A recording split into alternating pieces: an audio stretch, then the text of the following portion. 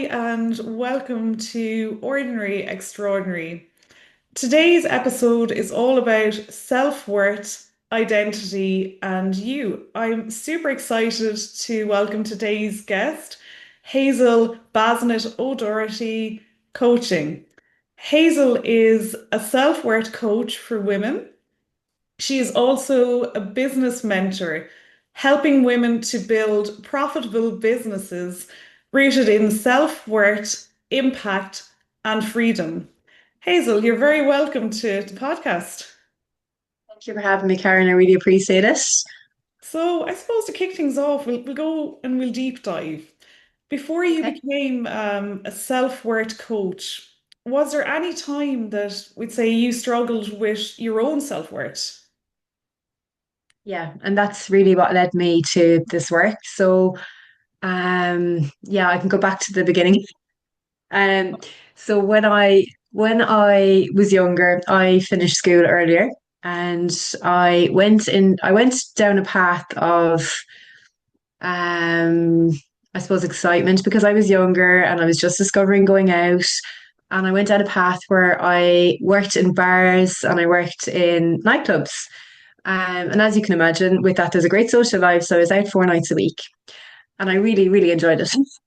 But to the point where I was going out all of the time, and I began to suffer with anxiety and low self worth, and I masked. So I got into a pattern where I was going out, that I wasn't feeling great in myself, and then I would start to spend. I loved clothes, I loved holidays, so I literally was in a little loop of not feeling great and then spending to ease that and not dealing with my emotions. Because back then, I suppose as well, not revealing my age or anything, but there wouldn't have been as much talk around self help or confidence building. We just got on with it. Yeah, true, Um, isn't and it? it was only, yeah, and it was only just really, I suppose, Tony Robbins and different self development was just coming in around that time. So I didn't really know what I was dealing with, and I just knew it was easier to mask. But that it led to more issues, and I got to a point where my confidence was on the floor. I wasn't feeling good about myself, and I just knew I didn't feel good. I do remember a point where I was in an apartment that I lived in at the time, and there was an envelope that was closed on the table I didn't want to open. And when I looked at it, I knew because the red writing on it, it was an overdue payment on a credit card. Yeah. And I just said, I can't live like this anymore. I can't keep pretending that I'm not in the situation I'm in. And I began to look at other ways to deal with it. So I found a coach online. Yeah, so I found a beautiful coach, Caroline Curtis, and from speaking with Caroline, I started to look at my own patterns. I started to realize that a lot of the work that she would have done was through Louise Hay coaching, and I actually trained with her afterwards. But it was all around self worth, self love, acceptance, and I really began to build a different relationship with myself. So I moved home. I cleared over 40,000 worth of debt. I started working in sales. That's how I got into sales. I kind of fell into it, and I began to change my life. And I just realized from that point how potent coaching is and how much it can change people's lives. And I suppose I know from my journey, I want to help women to really understand themselves, to grow in their confidence, to know their worth, and to know that doesn't need to be their story and that things can change. So yeah, that's what really brought me into it. Wow, And yeah, that I was mean, the yeah. beginning.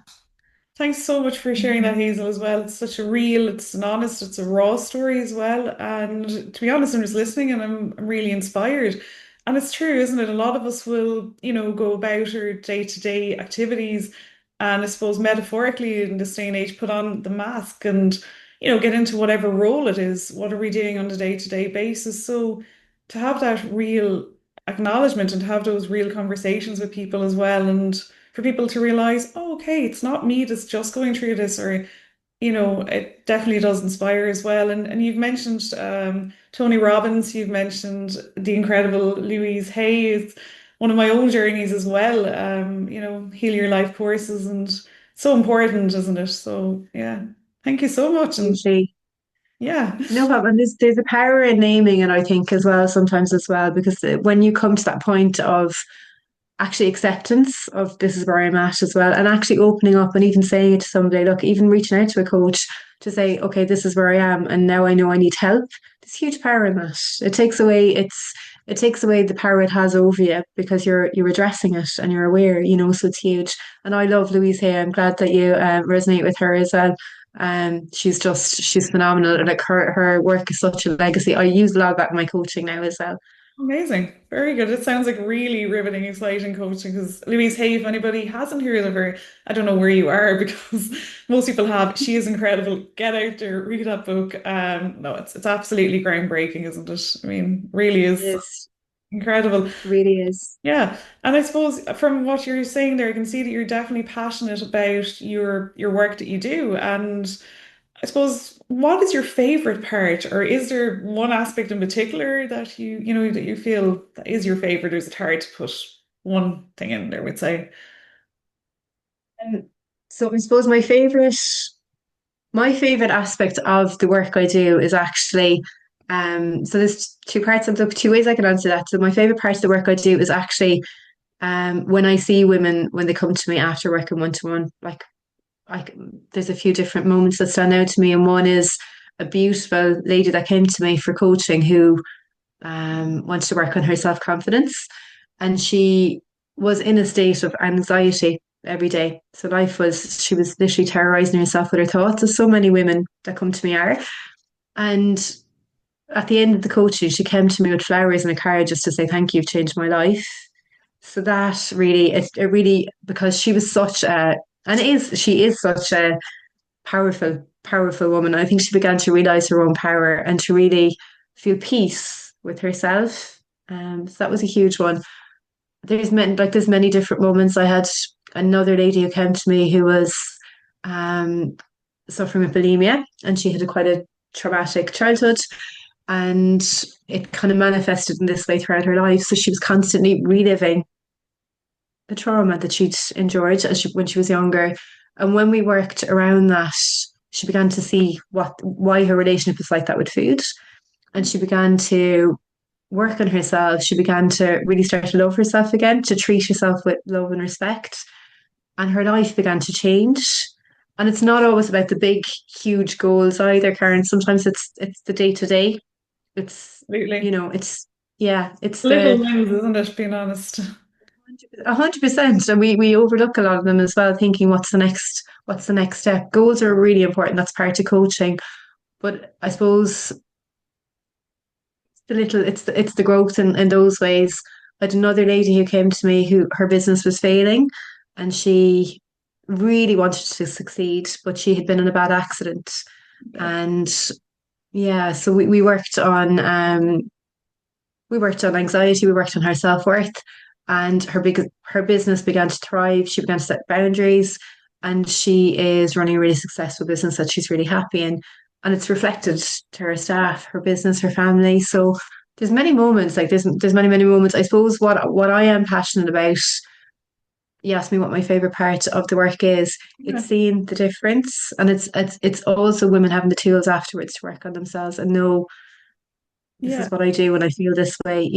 That's really, it's lovely to be able to empower people to know how they can support themselves. It's amazing work that you're doing, and I'm completely taking it all in as well. I suppose, like a lot of people, especially in this day and age, and certainly women, capable women, intelligent women, struggle with self-worth and confidence, and obviously, as you say, mask it maybe as well. Why do you feel a lot of people are struggling with that? Would you say from your own experience, maybe even? Um, So I would so I would say confidence is subjective. So Yeah. you can be really confident in your ability to host a podcast, say for example, or or Literally. to or to complete a project, or to get a gold medal in a sport. So you can Sure. be really confident in your ability to get that, but underneath it, you mightn't feel worthy of love, of respect, of support. So so yeah, so I would see that as um Yeah. Yeah, and I also, yeah, I like, so I would see it as slightly different, but also what I would see as well is a lot of women that come to me that are really capable, really successful, their self-worth can be tied up in them achieving goals. Yeah. So they're always on the outside, they look phenomenal, their business is thriving, they may be, completing masters, they may be doing everything on paper that looks really successful, but inside their worth is tied up in the results. So they'll Okay. never feel worthy because they're looking on the outside for the validation that they're enough. Absolutely. Um, Yeah. And of course, yeah, you're so constantly chasing it, isn't it, as well? And yeah, even like I suppose imposter syndrome as well, isn't it? We'd say, isn't yeah, it? Yeah, it seems to and be. that's massive. It's massive. It seems to be particularly among women, to be honest. Oh dear. But yeah, but syndrome is massive, especially in businesses. Um, And look, as people grow and go through different levels and different levels of healing, it can show up in different ways as well. It can come up in different levels throughout your lifetime. But that to me, that's why I really believe that there is a self-worth pandemic. Because there's also, look, if you look at now social media, there's also people comparing themselves constantly to somebody else's highlight reel and not, their own life. So they're never good enough because they're constantly competing against something that's not real half the time. It's So true, it's isn't all it? And actually, especially with AI now as well. I mean, you'd see it, you'd say things look real. You don't know what's real, what's not, and I know it's projected that's it. and whatever, but so true. And what I find was somebody had said it to me one day just on a general conversation. They said, if you're looking on social media platforms, whatever the platform, what are we seeing? We're seeing somebody's, generally speaking, their five-star moment. And again, how is that Mm. comparable to her, I won't say one-star moment, but you know what I mean? It's not. And is it real, as you say, or is it, are they playing a role in that? Who's to say? So no, And it's sometimes yeah, it's the vulnerability sometimes as well that people are so worried about um, exposing themselves in a way that they're not perfect, that they're not enough if they show weakness or a chink in the armor as well. So yeah, the whole AI piece oh yeah, that's is another story. yeah, it's It's quite funny to see scary this in a lot way. of ways. But no, it's true. And even at that, I feel like, and we're probably all, won't say guilty of it, but I mean, we're all so connected to the outside world in some ways. But are we so disconnected from what's in front of us, from ourselves, as you say, because we're just constantly, I suppose, everything's instant gratification. We're constantly kept so busy that sitting down or standing in a queue and not doom scrolling or whatever, just, yeah, just being present. It's true, isn't it? Like, are we ever? 100%. I see it in my 10-year-old because they've grown up with this Yes. lifestyle of instant, like he can't be bored. Like he will sit down and go, I'm bored for 2 minutes. It's good to be bored. It's good to be present. Absolutely. I heard a very funny podcast from Des Bishop before. I don't know if Oh, you've yeah. heard it. Yeah, go and tell He's me. on the he yeah, he's on the bus coming home and he said what we used to call when we didn't have phones, he was coming home from Cork and he said he'd look out the window and he'd be watching the condensation drip down and he from one part to the other and goes, that was our mindfulness. It was because we didn't have phones. We had to literally, so it's so Entertain true. It yourself, is, it wasn't it? really is. Yeah. Yeah. Time Yeah. seems to move slower, but I think that's probably why, isn't it? Because now we're constantly switched on and we're not made, like, I suppose, is it like biologically to be constantly switched on, as in like historically people did have rest times and as you say. But yeah, it's true. And I suppose a tough question, where do you feel that the whole sayings, people saying, and I suppose affirmations are powerful, but people saying, oh, I'm not good enough, I can't do this, and those beliefs, do they stem more so, would you think, does it depend, or is it from childhood? Is it from trauma in general, or what sort of way would you think all that stems from that belief, we'd say? So I like a lot of the work I would do is working with beliefs that form before the age of 7 because when we're children we're in a different brainwave. So up until the age of 7, most of our beliefs are formed because we're in a theta, we're in a hypnotic brainwave. So literally we're highly susceptible to suggestion. So if you might have a belief that I'm not good enough as other people. And it could stem from something as simple as your mom saying, why can't you do that like your sister? And that can be something that you'll hold and compare yourself against other women throughout your life. And you may not even realize it consciously because your subconscious is holding that belief. And a belief is literally something, all a belief is a thought that you continue to think and believe it's true. That's all it is. So you Pattern. may not question it. It's 100%. So a lot of a lot of women now, when I see a lot of businesses, can be operating from that belief that they set up when they're six. And it could be something as simple as I have nothing important to say, so they won't go out and they put one post on Yeah. social media, or it'll show up in different ways, but it can be a dressed up belief from from childhood.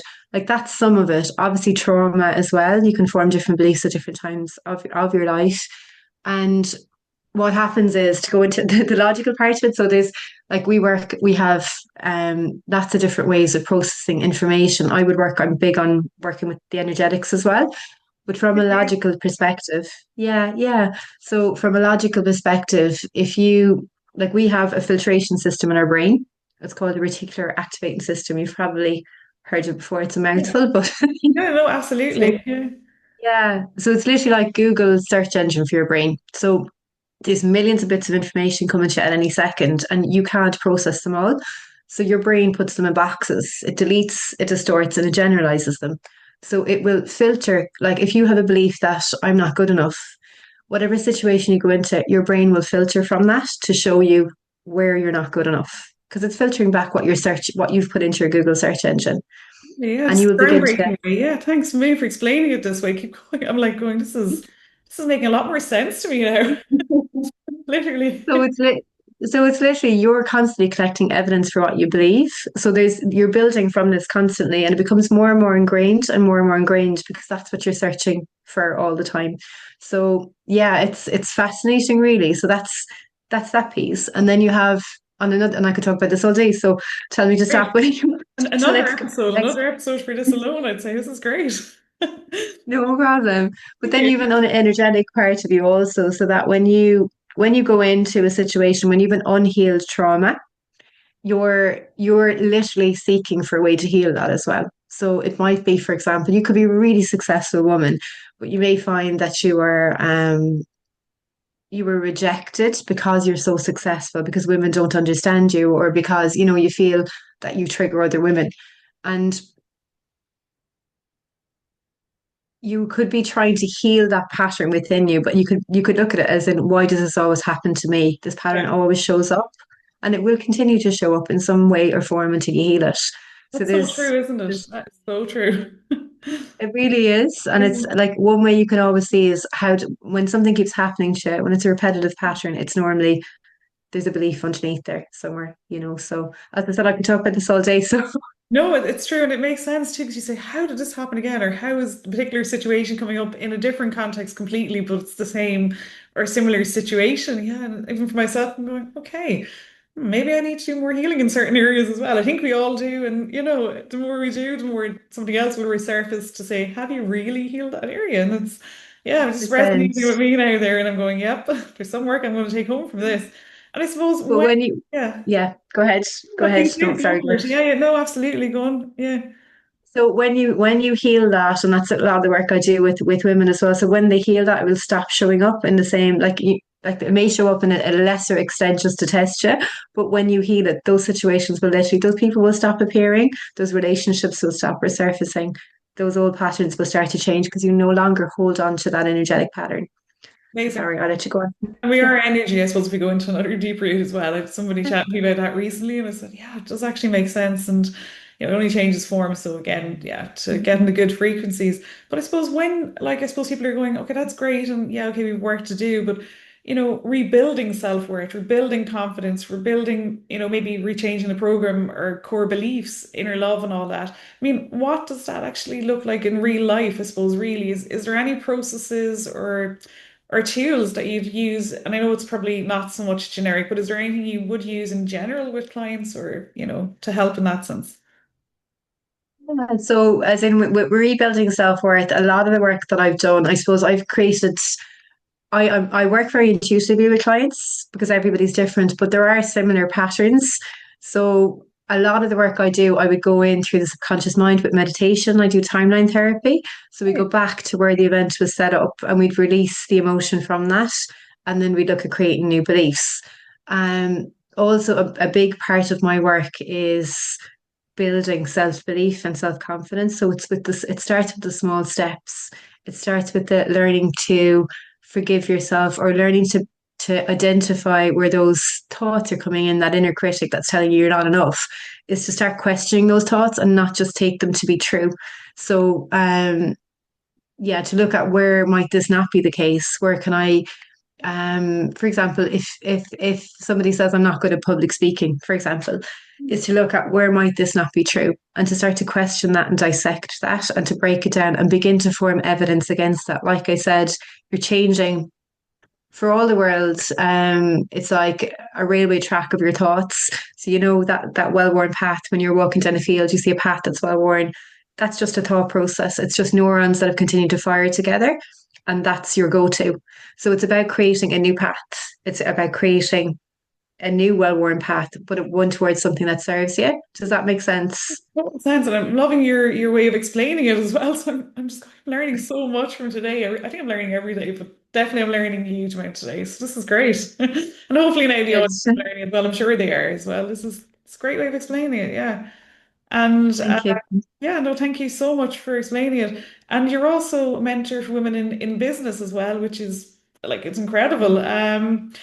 How does self-worth actually show up as well in areas, like be it boundaries, visibility, or in business and just in day-to-day life, even in burnout? I mean, that's, yeah, one of those big words, isn't it? How does it show up? Huge. Yeah, massive. So lack of self-worth can show up in lots of different ways. As I said, it can be a really sneaky one with women that are very capable and successful in other ways, because people might see them as being confident, but underneath it, as I said, there can be that piece that's telling them they're not enough. Mm. That they, like you spoke about burnout there, so it could be that they overgive. That's a huge one for women, particularly because we're Yeah, caregivers. yeah. Yeah. That resonates with And we're me. I'm just going, yes. we're everything to everyone, and not always, like, we give, and we don't actually give or keep time for ourselves, or and if you were to look at yourself as in the person that, if you were to look at yourself through the eyes of you, you would see yourself in a very different way. As you know, as you, Yeah. if you were to look at yourself in the eyes of somebody that really loves and supports you, or that really respects you, you'd see yourself in a totally different way. But burnout can happen a lot from people who they overgive, they don't have good boundaries, they don't have loving boundaries, we'll put it in that way. And they're constantly trying to prove their worth from the outside, as I said. So they're giving, but the giving has a secondary gain of Yeah. getting, feeling that they're worthy. Yeah, feeling that they're Validation as enough, well, isn't it? Yeah. that I'm a helpful person, or that that's an identity you also have as well. Um, so you're giving to everyone else, as I said. It can come up as undercharging. So people putting packages out there, putting products out there, and then charging under the worth and over giving because they don't feel it's enough. Their work is enough as it is. Yeah. That's a massive one as well. Visibility, showing up. I've had the most talented, beautiful women that I've worked with who are afraid to put themselves out there. And that's probably been one of my own journeys too. Of they're questioning judgment from people. They're questioning if I do go out there and if I succeed, which is a really sneaky one. So what Yeah, if I absolutely. succeed and it works out and I can't cope with it? And it will bring me back to a place where I was anxious before and I couldn't cope. So there can be a nervous system, a bodily response that's telling you no. You can feel scared, you can feel fearful, but really the fear is masking Hmm. a need to feel safe. Yeah. Like, So it can show up so many different ways, but a lot of them can be people just not seeing the worth of their work because their work reflects them. yeah, and that's again rooted, isn't it, like in the core belief of, am I good enough, or oh, there's somebody better, or like even for me now, if there's certain things like if you said to me do particular ventures or things that I've decided to embark on, like a few years ago, 5 years ago, I'd probably went, oh, I don't know, who am I to do that? And again, so maybe it's the imposter syndrome and things, but just going out there doing it and you learn, and people are there to help usually, and if somebody's already doing it or doing more than that in that area, they usually lift each other up and inspire as well. So it's everyone starts somewhere. So I don't know. My thought of it. it And as well. Yeah, yeah, no, 100%. I need to even doing this because I know this is fairly new to you as well. But yeah, like what I absolutely. see from you, Karen, yeah, well, what I Oh, can see thank from you, you. because I know I can see you doing the Gatka and you've done loads of different, you've Yeah. put yourself out there. You're really, and the cold water swims, I think I saw you doing them as well. But you're willing to try and you're willing, and it comes from that as well. So, so many people can, and I'm just going off on a tangent here, but so many Brilliant. people can get caught in the self-healing trap as well. And the trap of I need to do more healing work to get to them, before I can go out there. But they don't take the action. So if you don't take the action, you're never going to know, and you're never going to. Yes, you're going to feck up at times. That's Sure, of that's course. I part of mean, it. that's life. Like that is the way to say Yeah, it. Like, and just do it anyway, isn't it? Like, and so what if you fail? It's a learning. It's never a failure, isn't it? If you fail to try, you try to fail. Is that right? I'm saying that right? I don't know. I'm I saying it think that's wrong, it. but I'll be corrected I now. think it's that one. But hey, it is what it is. There's no filter on me anyway with things. No, that can be good and bad in context, but it is what it is. I don't Yeah, overthink it's authentic. it. Yeah. It's authentic. No, it's so true. And keep it real. And we're all like, nobody else can be us. And I think that's what it is. Instead of putting a spin like on it, I mean, like going, oh, I'm going to be like X, Y, and Z famous people. It doesn't matter. Just be yourself. And we're unique, isn't it? Mm. Somebody else will hopefully be inspired, learn from us, and they can be themselves too and be inspiring because nobody else can be that person, which is, so true. And yeah, I suppose just really, I suppose for people who are listening or watching in today as well, who feel stuck at the moment, is there anything, like I suppose in simple terms, anything powerful that they can do right now in order to shift and strengthen their own core beliefs and confidence from right now, from today? So I would say just first of all to be willing to be open to allow that in, and then like a really small thing to do to start from, but it's actually not small at all. It's actually quite big. And I do a lot of this work with women when I work with them, is to start acknowledging where you are doing well or start acknowledging where you can celebrate yourself. So the simplest thing, like today I did the podcast. The small things, it doesn't come in the massive jumps. It comes in the small everyday acknowledgement of yourself, and that builds self-trust, it builds self-belief. It could be as simple as today I went for a walk, and every day it's something lovely to do, as well as every day just to, even at the end of the day, write down three things that you've done that you're proud of yourself for. Yeah. Smallest things, it all comes from the small things.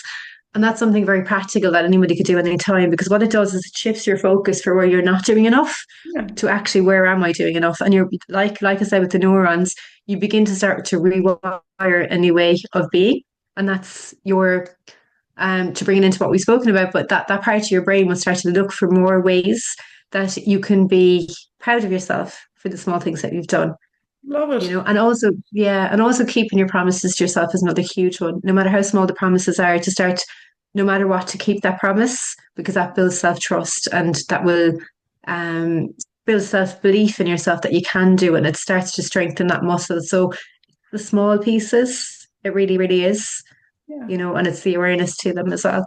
No, I love that. And even just three things. Like, I mean, I'm just even writing down some notes there for me as well, Hazel, myself. "Oh, okay, I'm going to try that now." And, as you say, look for the good in something that we've done, one aspect. It might be harder to find it in certain areas. And again, that's probably from, where we're at, I suppose, as well, isn't it, in some areas. But, surely there's something. And then the more we can change the pattern and realize, oh, that was a moment that was good, then we can sort of enhance it and sort of go from there, isn't it? But literally, there I am. There's me with the pen making notes. Honestly, I kid you not. No, but I was going to say when I first started to work with women as well, that's one thing I find that they find it really hard to find something they've done well, and yet I might have done a session with them and seen what they've done really well, and so that's. And then as time goes on, they begin to send it to me anyway and say, right, this is what I did, because they start to enjoy it. So yeah, it's something that can really be overlooked because it's small, but it's really, really, really powerful. So yeah. Incredible, yeah. And I suppose from what I gather anyway, am I right in saying that you definitely notice changes in women when maybe they're lighting up with things and when things are gradually changing when they're working through stuff, like be it emotionally, be it practically, do you notice a change in someone when, there's a shift, I suppose, with things? Yeah, 100%. So I can see big differences in how people will deal with situations. So sometimes they will notice themselves, and other times they will just come to a session and say this happened, and then but I said I'm not available for that. And it might have been something that they found really hard to do and articulate. So you can really see on a practical level how different the relationships become with family, with friends, with relationships. Um, Yeah. yeah, I've forgotten the question. No, no, it was just more, did you notice like a shift? And you're saying, yeah, you're noticing even Yeah. just be it small things or somebody saying they weren't available for a certain event and stuff. Yeah, which is Yeah, so really, the small shifts, and then I suppose they make two choices for themselves as well. So it could be around health, it could be around fitness. Um, so just even on a practical level, I had somebody who I worked with who found it really hard to get out of bed. She wasn't in a good place. yeah. The very, very basics. So she began to put practices in place where, she would not allow herself to stay in bed, and then she would reward herself for doing it. And she had a routine. Like they're the very small basics, but they all grew into Huge, something yeah. huge. Yeah, For yeah. somebody So who her wasn't health. getting out of bed, yeah, to actually get out is massive. Oh, it's incredible. Yeah, so it's like those small building blocks. Now she has her morning and evening routine, and her life has totally changed. Like they're not an important thing to her as much as it would have been before, because now it's just part of her life. But that's, I suppose, from a practical level. What I have noticed, I have worked with people who may never have thought they'd be a good mom, who have had babies. I've worked with people that have left their businesses or left the jobs that they're in, the roles they're in. I worked with one woman who was in a job 35 years and Wow. was really, yeah, On she time. really wanted, yeah, she wanted to make the leap, but she was really afraid to do it. And she did do it. So, Yeah. like, yeah, so I suppose you see it in lots of different levels. People that have attracted new relationships, new love, people that have built businesses where there's money now flowing in, people that, yeah, um, that Yeah. have stepped into a life they're happy in, I suppose is the biggest piece. Yeah, Yeah. it's the fear of it, and the longer you're in a role. But I mean, 35 years and to do that, I suppose that's giving people hope as well. If it's never too late, and you'd see the general, oh, I should be doing this at a particular time. No, we shouldn't. We're on the right path at the right time. But to tell ourselves that and to sort of go back to it, we question things. We're all human, I suppose. But yeah, it's phenomenal. And Hazel, I suppose, really, is there anything at the moment that you're working on? Any courses or anything else coming up for people as well? Yeah, so sorry, I took a glass of water. Good. Cheers. So at the moment, I'm launching a program at the moment called Impact, Income and Identity, and Back. Yeah. it's a bit of a mouthful, but it's for coaches, it's for change makers, it's for entrepreneurs that are looking to create an impact in the world. And it's really to help them around the blocks that we discussed. So it's like visibility, pricing. It's around obviously the income that they're bringing in, their money blocks, their money stories, which look, they can come, as we spoke, from even when you're very young, what you've heard in your family around money. Um, and your identity. So when you step into that businesswoman that you want to be, it's about aligning to that version of yourself as well. I'm really excited about this one. It's a 4 month program, but it's a lot of different. It's a myriad of different work. So it's nervous system recalibration, which is a huge one because mindset work's amazing, Karen. It really is.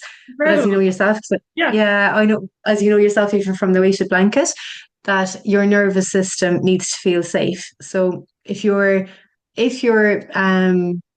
working on your mindset and you're trying to get out there, but underneath it all, you don't feel safe and your Yeah. body doesn't feel safe and it's firing off those responses, it's not going to work in the same way. You can't think yourself out of it. Your body is screaming at you. So it's working with that. It's working with energetic practices as well. So it's a magical process. I've run it before in a different way, but I'm really excited about working on that one. Hazel, that So is that's the launch. incredible. And thanks so much for sharing. If anybody wants to reach you, what's the best way to reach you? So you can go onto my website. So it's Hazel Basnet O'Doherty Coaching. It's a bit of a mouthful. Hazel Dot Basnet O'Doherty Coaching, yeah. coaching.ie, or I'm on Instagram with my name as well, or Facebook either. So, and there's a free grounding meditation actually if anybody is stressed or anxious and they're Exciting. um they're looking for some relief. It's actually on my website. It's free. Just click on download meditation. Amazing. I'm going to try that one out now as well because I think, what, over the weekend, I think we all need Play it. with the So blanket. thank you so much. There's a nice gift as well. And the blanket, yeah, I'll use the blanket with it. Those weighted blankets, if anyone wants to check them out. Also on your website as well. They are Yeah. incredible. So thank you so much for everything, Hazel, again today. It was lovely having you on. And I suppose just to Yeah. everybody out there as well, just a reminder until next time, you're all truly extraordinary in your own unique way. So thank you so much, guys. Thanks.